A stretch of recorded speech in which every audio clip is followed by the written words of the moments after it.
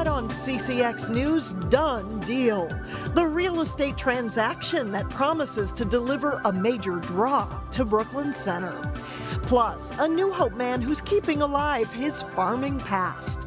We'll show you his unique gardening methods.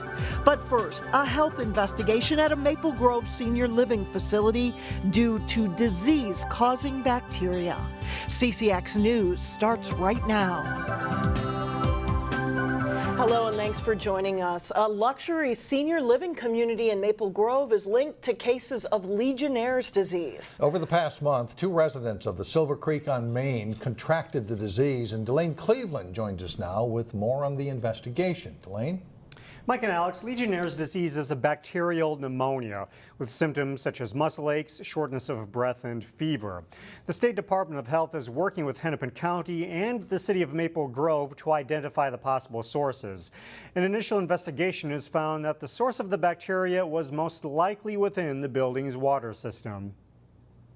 There's lots of different, ways people can be exposed to Legionnaires, but when we have 2 people in a single facility, that means that we want to look into, is there something in that facility's water system that may need to be addressed, and so that's currently what's being assessed right now. The first resident's symptoms began on August 22nd. 3 weeks later, symptoms popped up in a second Silver Creek resident. Both are hospitalized and recovering. Upon being notified, Silver Creek hired a consultant to evaluate and address the findings. Meanwhile, experts say the Legionella bacteria is common, and most people exposed to the bacteria don't develop Legionnaire's disease. However, people over the age of 50 or those with weakened immune systems or chronic health conditions are at increased risk. That said, Maple Grove residents shouldn't be alarmed. The Maple Grove water supply is safe. It meets all the, safe water standards. So this is not a concern for the general population of Maple Grove. It really has to do with this facility and kind of looking, initially at least we're looking at their water system and what issues there may be there. Until they identify the source, the Department of Health has recommended a number of measures to help protect people who live, work, and visit Silver Creek.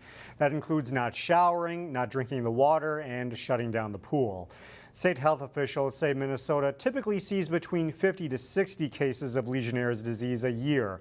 That includes the 2016 outbreak in Hopkins that resulted in 1 death. Mike and Alex? All right, Delane, thank you. 2 brothers who run a Plymouth waste disposal business are each charged in a recycling fraud scheme. 60-year-old John Miller of Plymouth and his brother Joseph operate a company called Luminaire Environmental and Technologies. They charged customers large fees to recycle old fluorescent light devices that may have contained toxic chemicals. Well, the brothers never lawfully disposed them, but instead removed labels and resold the materials to nearby scrap facilities, according to an investigation conducted by the U.S. Environmental Protection Agency. That scheme went on for 5 years, netting the brothers and their company more than $1 million in fraudulent proceeds. Police say a Brooklyn Park man is linked to 2 sexual assault cases, including one that occurred at a Brooklyn Center apartment complex. 23-year-old Clarence Cooper is charged with 3rd-degree criminal sexual conduct. He's accused of following a woman from her apartment building's pavilion to her 11th floor apartment, where the alleged assault occurred. According to the complaint, the 62-year-old victim did not know her perpetrator. Police say Cooper is also a suspect in a sexual assault case in Brooklyn Park. A big redevelopment project is about to get going in Brooklyn Center. Dallas-based Topgolf is ready to move forward on the Regal Cinemas site. The movie theater closed at the beginning of this month, and city officials say the deal with Topgolf was finalized last week. Topgolf paid a reported $5.6 million for the property. Brooklyn Center officials say the theater could be torn down starting the first week in October. Topgolf plans to build a 3-level entertainment complex with an all-season golf center, restaurant, and bar. It's expected to employ up to 500 workers. It would be the company's first Minnesota location, which plans to open next fall. Home values in Golden Valley are on the rise, so much so that it's why you may be seeing a property tax increase. This week, the Golden Valley City Council approved a preliminary budget of $22 million for 2018. That's a 4% increase over 2017. Here's what it means for the median valued home in Golden Valley, which is now $289,000. Those homeowners could see an increase in city taxes of $137. It's the result of those homeowners seeing double-digit increases in their property values. Just 4 years ago, the median valued home in Golden Valley was $230,000. That's $59,000 less than it is today. Brooklyn Park is continuing its big picture work on what its park system should look like in the years to come. As we've taken a look at the 60 parks within our system, we now are at a point where we're starting to take the community's ideas and say, okay, now if these were really important to them, where would we put these type of facilities? Not forgetting that historically we've also had where people have talked about having something unique and signature in our community. One reoccurring theme is the possibility of an aquatic facility in Brooklyn Park. Community leaders are looking at the responses to a recent online survey from 3,700 Brooklyn Park residents about what they want to see in their park system. Increased trail connections and more outdoor basketball courts and fields were also mentioned. There will be more opportunities for the public to offer feedback this fall before final recommendations are presented to the City Council on January 22nd. Well, for cities like Golden Valley, New Hope, and Crystal, it is the source of their drinking water. The Mississippi River is a vital resource. The trick now is trying to keep it clean. As Eric Nelson reports, a local state senator is part of a group working to do just that. The water flow going down the river, right? It's important that we control what's happening up here because it does affect what's going on down there. It's all interconnected. The Mississippi River is a liquid ribbon that flows 2,320 miles from Lake Itasca in Minnesota to the Gulf of Mexico. It's one of our iconic resources. On the Big Muddy, it's all about commerce, recreation, and especially drinking water. Yeah, absolutely. All three intertwined, all three conversations happening, all because of one little, body of water called the Great Mississippi. It's a source of drinking water for millions of Americans, including about 1 million of us who live in the Twin Cities. Senator John Hoffman was one of the politicians representing 10 states at the inaugural Mississippi River Caucus in St. Louis last week. All 10 states are really looking at the nutrient load that's happening. The first ever river powwow was created so states can forge a shared vision for the river corridor. Clearly, how is the water level, how is the water condition by the time it leaves Minnesota and ends up down in the Gulf? We really have to work together to solve the problems and come up with equitable solutions. Nitrate pollution from farming is a major issue and taints drinking water from the Mississippi. And it starts clean in Minnesota. By the time it leaves our borders on the south and goes to Iowa, the river is polluted. The River Caucus is just a first step, but the key is that people are now focused on making the Mississippi as pure as possible. I think things are getting better. We've got a long way to go, and we've got some very stubborn problems that we've got to grapple with. But yes, I think the fact that people are asking these questions and turning their attention to it is only good for the river. In Brooklyn Park, I'm Eric Nelson, CCX News.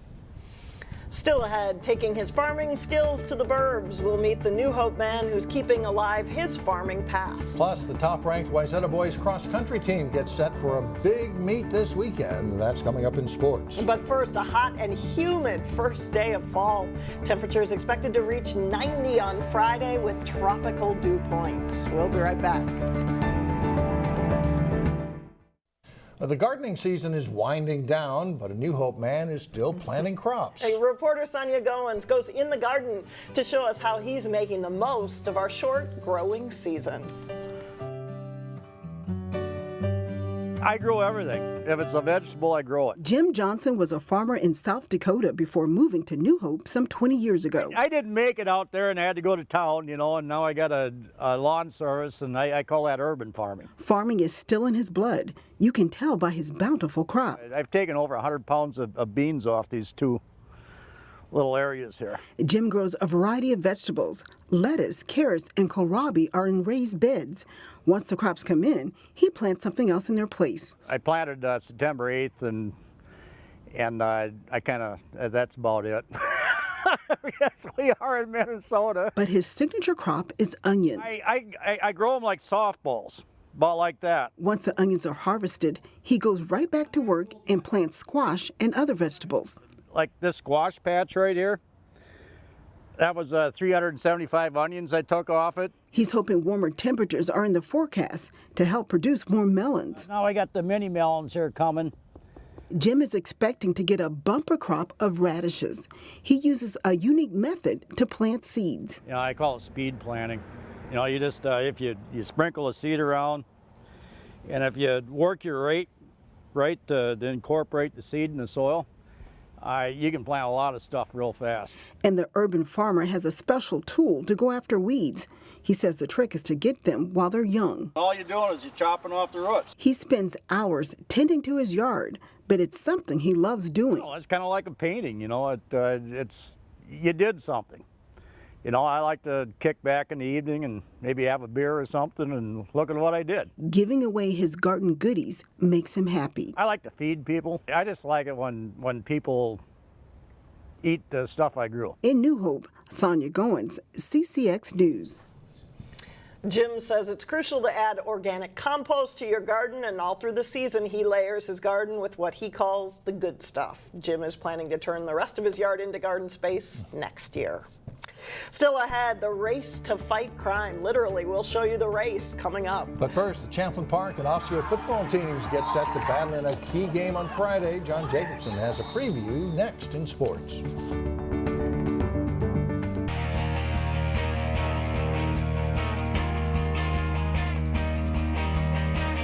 I'm John Jacobson with sports. Both Osseo and Champlin Park come into their Metro North District football game Friday night with 2-1 records. The Rebels are trying to bounce back from a loss.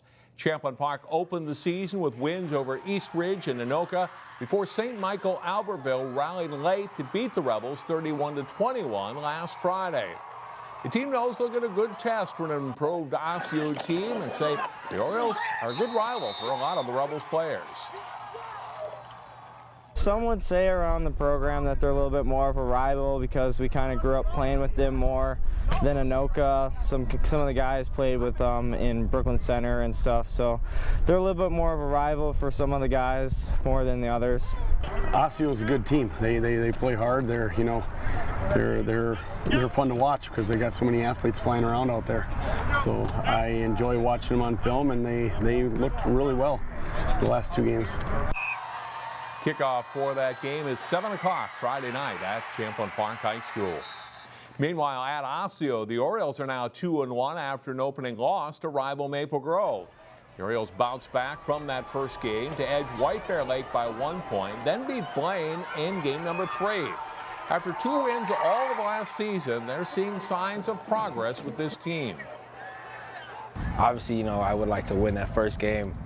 But I think after that game, we regrouped and had a big win against White Bear, and then a huge win against Blaine. And now we just got to keep it rolling into this week against Champlin. I think we bounced back pretty well week 2 versus White Bear Lake, and then last week was a good showing out of our guys. I think defensively we started to click quite a bit, and offensively we have a little bit more of an identity and playing a little bit more together. So it's just been growth every day and every week, which has been something we've been preaching to our guys. Despite a difficult season a year ago, Osseo lost by just 1 point against eventual state semifinalist Champlin Park during the regular season. While the Maple Grove rivalry is #1 for the Orioles, they definitely think of close rival Champlin Park as a rival too. Yeah, I definitely consider it a rivalry myself. I actually played with a couple of those kids back in the youth days, so I consider it a rivalry personally. And I know a lot of other guys do too, because as much as Maple Grove is a crosstown rival, they are as well, so definitely. You can watch the Osseo Champlin Park game live on CCX channels 799 and 12 on Comcast and online at ccxmedia.org. Well, Saturday is the biggest day of the regular season for local cross-country teams as 3 big meets are held. The Wayzata boys will take aim at a title at the GRIAC Invitational.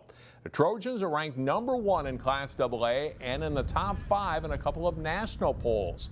They are the defending state Class AA champions. They'll race against some top teams from Minnesota and other states Saturday at the GRIAC. GRIAC is one of the bigger races for us because we get to face off a bunch of all the big teams in a big time meet, just like some of the postseason meets are.